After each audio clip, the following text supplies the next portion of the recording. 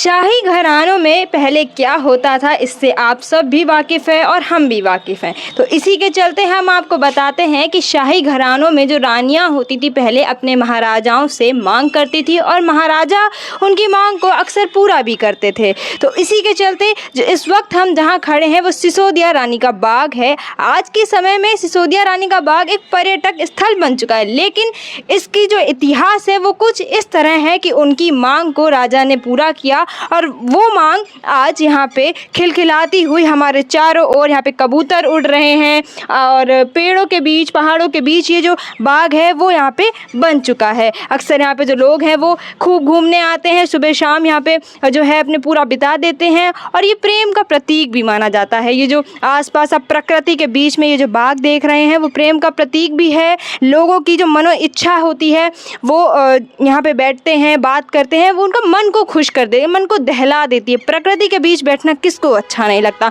वैसे ही हमारी रानी भी थी, उदयपुर की रानी चंद्रकुंवर रानी, जो अपने राजा से मांग की उन्होंने कि मुझे आमेर का महल ना दे करके मुझे एक शहर से दूर एकदम शांति में एक प्रकृति के बीच में एक महल बनवा दिया जाए। तो राजा ने उनकी मांग को पूरा किया।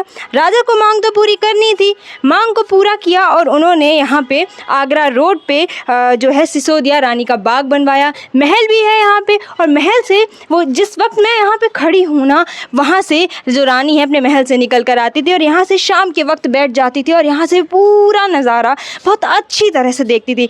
फिर यहाँ पे फल फ्रूट और पहाड़, हरी भरी हरियाली, पौधे, हर तरफ उनका जो मन था वो एकदम खुश हो जाता था, क्योंकि वो चाहती थी कि मैं हर शाम एक प्रकृति की गोद में बिताऊं।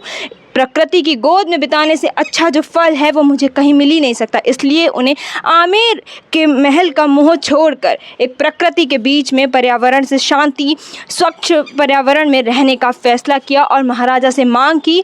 वही और ये जो रानी है वो उदयपुर की रानी चंद्रकुंवर रानी है। 1728 में उन्होंने मांग की थी कि मुझे एक अलग महल चाहिए। उदयपुर की राजकुमारी चंद्रकुंवर और यहाँ की जयपुर की रानी वो थी। यहाँ पे वो यहाँ रहती थी। उन्होंने अपना बाग एक जो है यहाँ पे पर्यटक स्थल के रूप में सजवा दिया है। आज ये जो बाग है वो यहाँ पे सिसोदिया रानी के बाग के नाम से जाना जाता है और प्रेम का प्रतीक भी बन चुका है, क्योंकि यहाँ पे श्री कृष्ण जी की लीलाएं, गाथाएं हैं, अक्सर यहाँ पे जो है महल में देखी जाती हैं। महल में वो श्री कृष्ण जी के जो गुणगान हैं उसमें रहती थी और प्रकृति की गोद में रोज़ शाम को आराम करती थी।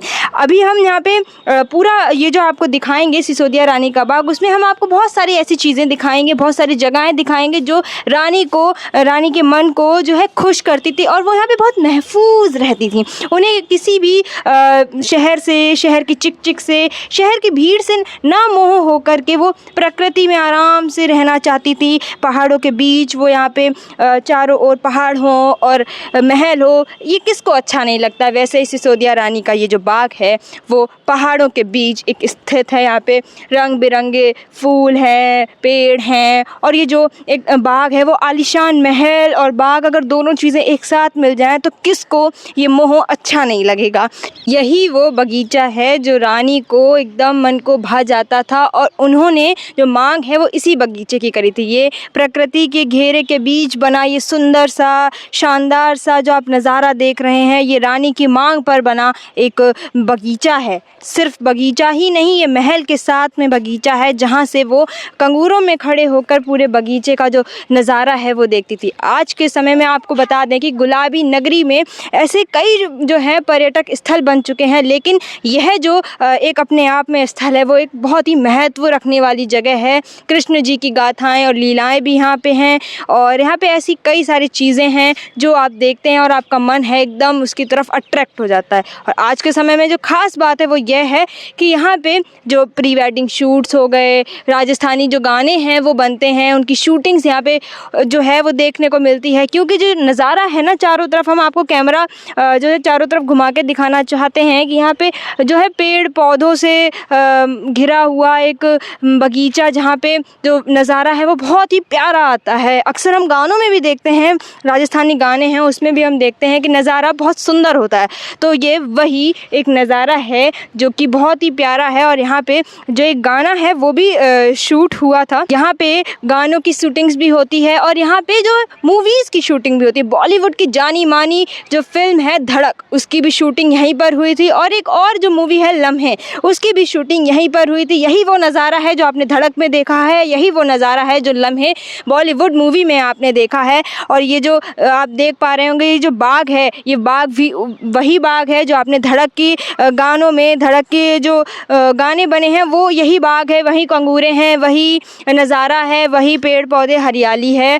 ये अब आपको बताना चाहूँगी कि ये सिसोदिया रानी का बाग है। यहाँ पे 4 चांद जो हैं वो जयपुर में इस सिसोदिया रानी के बाग में लगा दिए हैं। एक तरफ हवा महल और एक तरफ सिसोदिया रानी का बाग। एक तरफ उस छोर पे जाओ, एक तरफ इस छोर पे जाओ, एक तरफ भीड़ भाड़ में जाओ, एक तरफ शांति में जाओ। ये वही महल है, ये वही यादें हैं जो कि राजा ने जो रानी को जो है याद में बनवा के एक तरह से पर्यटक स्थल बना दिया है। धन्यवाद।